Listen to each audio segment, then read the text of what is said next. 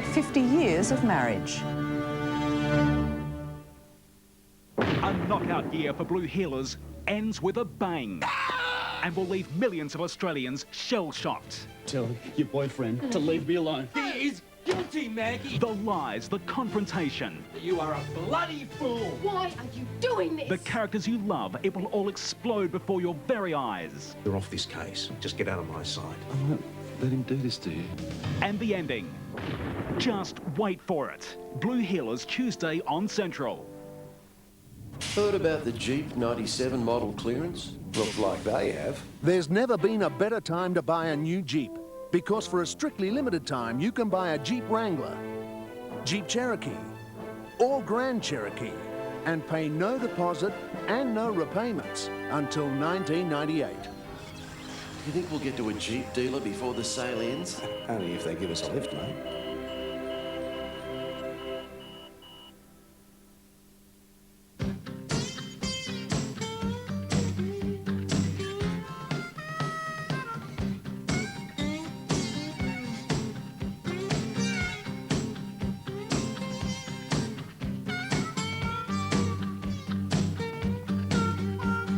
Don't miss all the action at the Carlton Rodeo Saturday, December 27, 7 p.m. start. Proudly sponsored by Parnell Mogas, covering the far north and west coast.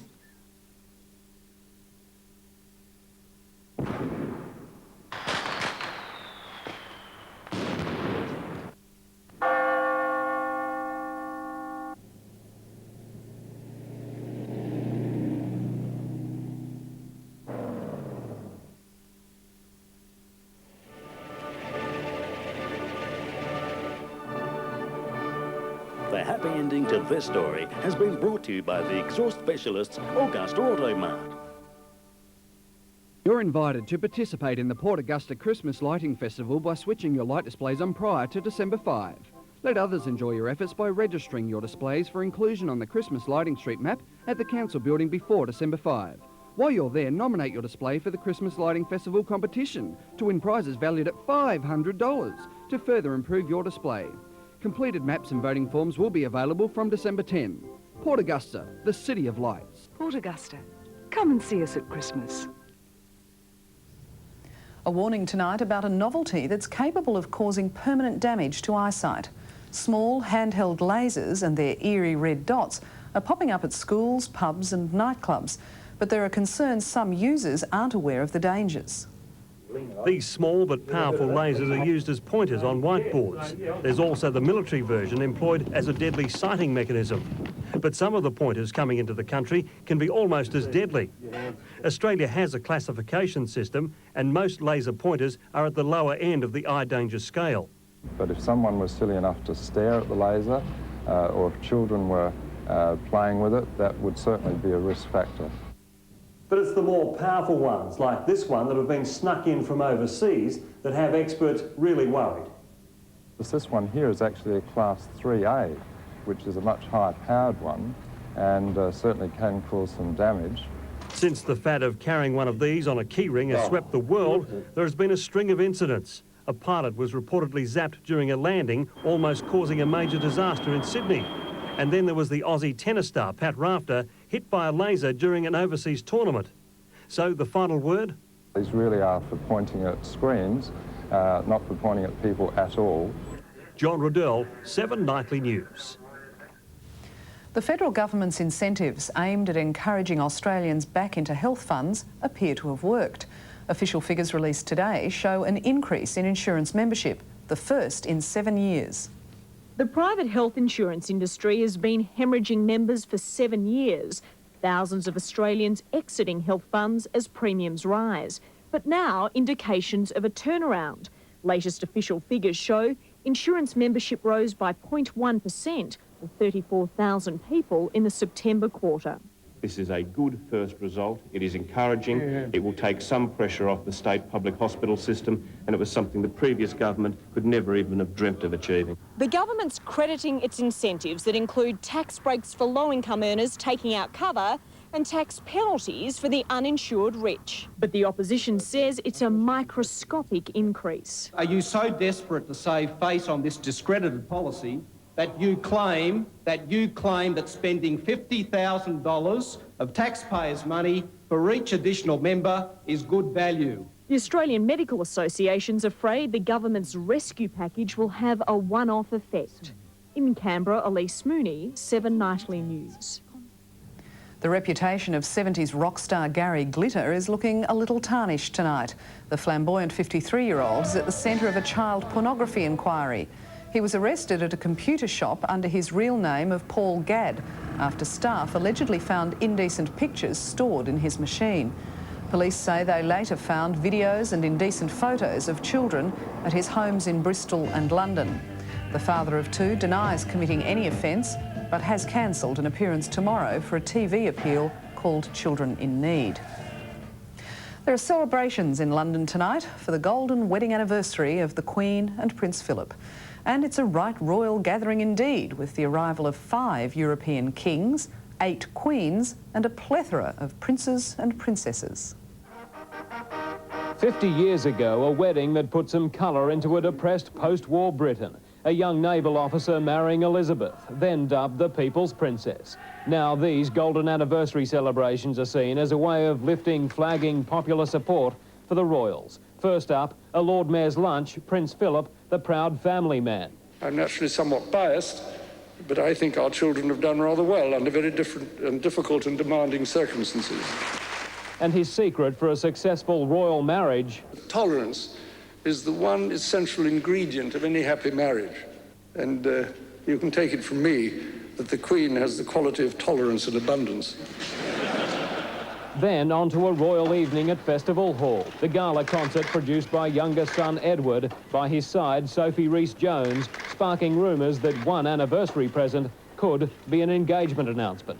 Prince Philip's speech was another sign of royal protocol being relaxed, but the main event will be a service in only hours from now at Westminster Abbey, where the Queen and Duke were married half a century ago. In London, Neil Warren, 7 Nightly News. And now it's time for Bruce to join us with sport. And Bruce, our cricketers are playing it just as hard on the field. Yes, and good to see New Zealand finding it tough going in Perth. Also after the break, El Tel angry at World Cup soccer officials and day 1 of the Australian PGA.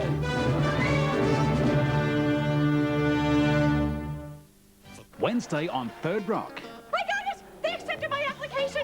I'm going to Borneo! Is Mary leaving Dick? I'll let you have 5 little secrets if you can let me have one really big one. Desperate times call for desperate measures. I've decided to ask Dr. Albright to marry me. What do you think? A special hour-length final of Third Rock, 7:30 Wednesday.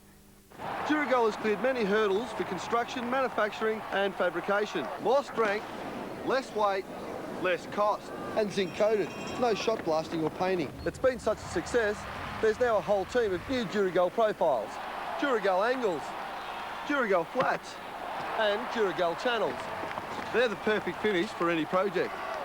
So, make Duragold profiles part of your team.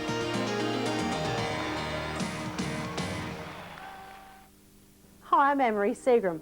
One of our clients recently convinced their neighbour to come in and see us about applying for a pension. He is married, aged 68, and had always assumed they had too much money to apply for the pension. What he didn't know is that there are many strategies available that are not tested by the assets test and only partially by the income test. He and his wife could have been entitled to a part pension 3 years ago and a healthcare card. If you're in this position, call us soon for your free Social Security eligibility checkup.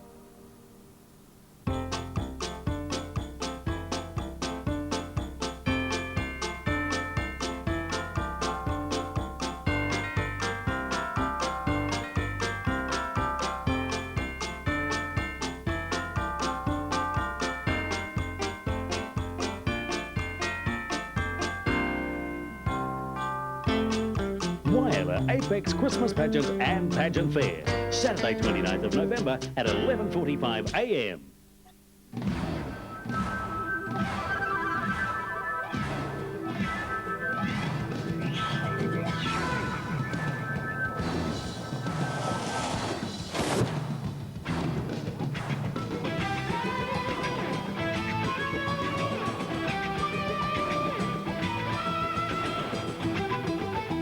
Introducing the new Mitsubishi Pajero, perfectly adapted to Australian conditions.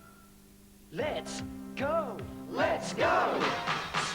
Let's go to the sports break with Steve's Sportsco, City Plaza, Whyalla.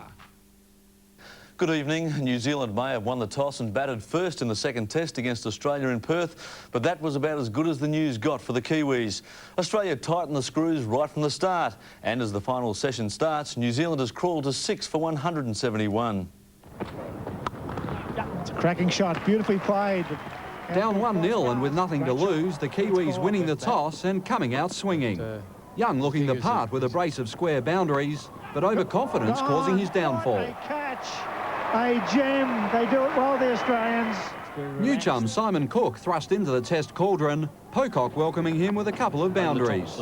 The Australians getting in some practice for those strike days, and then the rookie struck. Oh, Healy, you are a beauty. A test wicket in Cook's pocket, but Captain Fleming liked what he saw. His joy short-lived. Warne removing the skipper. New Zealand 3 for 51 at lunch. Warne continuing after lunch. He couldn't trouble the Kiwis further. It was Rifle's turn to do the damage. Yes, he's got him. That's out. Big Nick. Astl's horror run extending, and McMillan should have followed him back. Umpire Sharp said it was not out, and that's all that matters. Rifle didn't have much longer to wait. Blew it superb in close. One of the more brilliant things you will ever see in your life, I promise. In need of a big score, the aggressive Cairns joining McMillan, who put Warne over the top. It's in the air, and it is safe. Then 3 McMillan fours from a Cook over, the 21-year-old notching his second 50 of the series before falling to Kasparitz just before tea. Paul Dowling, 7 Nightly News. And on the local front, the Redbacks trial match continues to attract plenty of interest. Test paceman Jason Gillespie today bowled competitively for the first time since breaking down with stress fractures in his back. And he announced his comeback by clean bowling Ben Johnson with his 5th ball. Gillespie was bowling at about 2/3 pace. He and Mark Harrity had little trouble in bowling 3 spells of 4 overs each. Gillespie is now confident of resuming for SA next month, and Harrity should only be a few weeks behind him. A hole-in-one at the second hole has given Stuart Appleby a Friday, don't miss the Bronco-busting action when the world's champion Cowboys take on the best from Oz in Adelaide's Victoria Park. Should be a pretty good showdown. The Australasian Rodeo Championship, Friday on Central. Hey. Come on, open the door. Try one. They're icy cold. They're delicious. No idea. Hey, how about the chilled chocolate sensation of a Mars bar, straight from the fridge? Cool. You got it. Now stay cool with Mars. They stopped me in my tracks. Who's gonna say? Music that's angry and articulate. Powerful enough to peel the wallpaper. I'm back on the borderline. Well, who else puts their money where their mouth is? Call me, king of the mountain. Midnight Oil, 20,000 watt RSL, the collection. The oils. I can't believe their nerve. You've never seen a dog food like this. You've never seen a dog food that's crisp and crunchy. And neither has your dog. New Pal Meaty Bites. There's never been a dog food like it. Getting married? Don't say I do without visiting the Bridal Expo at Hotel Augusta. Organise your wedding gown, suit hire, shoes, flowers, lingerie, hairstyle, cars, fabrics, wedding cake and photography. Even your invitations and catering. Port Augusta Bridal Expo this Sunday and Monday. Get ready for action! International Motorsport Promotions together with the Port Perry Motorcycle Club presents the Coca-Cola 1997-98 Australian Long Track Speedway Master Series. Some of the world's best international solo and sidecar riders competing over 2 rounds. This is round 1. Saturday, 6th of December on the Port Perry Long Track Speedway Circuit under lights. A full night of top speedway action including V8 sand drag bike action, spectacular fireworks plus Larry the Clown's bike stunts. Big night, big action. Tonight's National Weather Break is proudly brought to you by Ampol West Coast, your reliable Ampol fuel distributor. See the helpful staff at Ampol West Coast, Barron Terrace, Port Lincoln. Thanks, Lee. Well, there were no soggy skies and grey days or whatever it is they were wanting today, Wilsey. Who was wanting it? The Poms, darling. Oh. Some of them, not all of them. Oh, yeah, it's like home. Oh, look, our maximum today was 29 degrees, and that was at 3:30 this afternoon. Our low was 10 degrees at 5:45 this morning. And, you know, it hasn't dropped much since then, because at 6 o'clock it was 28 degrees in the city. Not a lot of change either on our satellite Earthwatch sequence tonight. Look at that. There's still clouds, thunderstorms off Queensland coast, a cold front southwest of the continent, and a little bit of stuff here over southern Victoria. Now, it's been an uneventful day weather-wise right around the country. Not a lot to show you other than a very nice flyby over the Bight area where it's been a fine and great day. The only major city today to have any rain was Brisbane, with 0.2 of a millimetre at 3 this afternoon. And oh, hello there, there's Caledonia there. Oh, now look, we're going to get hot northerly winds tomorrow, then a weak trough on Saturday will pass over the coast, bringing milder southwesterlies, and on Sunday it'll stay mild on the coast and be warm to hot inland. Now, around the country tomorrow, there'll be a shower or two in Perth and over in Brisbane. Overnight storms for Darwin, mainly fine in Cairns, and then fine right down the rest of the eastern seaboard. And it's been fine right around our state today too. The temperatures were actually above normal. On our map, they've ranged from the highest 34 at Ceduna down to the lowest 20 at Kingscote. Tomorrow it'll be fine and mostly sunny and hot fairly generally, with northerly winds, fresh at times in the south.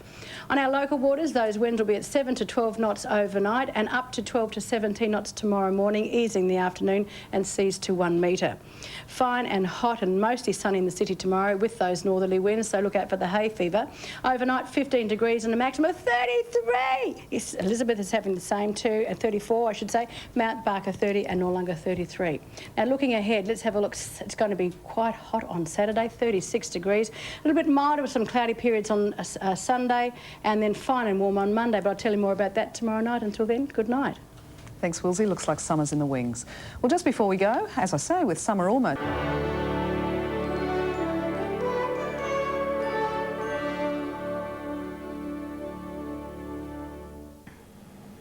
In tonight's news, a trial into the murder of Paul Jeffrey Errington in Whyalla last year continues at Port Augusta, and locusts and grasshoppers continue to devastate crops in the state's north.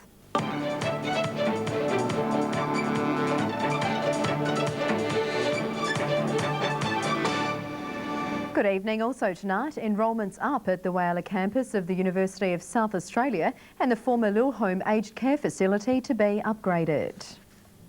But first tonight, the trial into the murder of Paul Jeffrey Errington in Whyalla last year continued today in the Port Augusta Supreme Court. On trial for the murder is Whyalla man Adrian Tomislav Kovekovic, who's entered a plea of not guilty. A jury of 8 men and 4 women heard the evidence from several witnesses today. One of the witnesses was the sister of the deceased, who told the court... The University of South Australia has recorded a massive increase in the number of students who have chosen the site as their first preference. Campus Dean Jim Harvey says the growth in interest is thanks to a lot of hard work. 15% more students have chosen the Whyalla campus as their first preference for studies next year.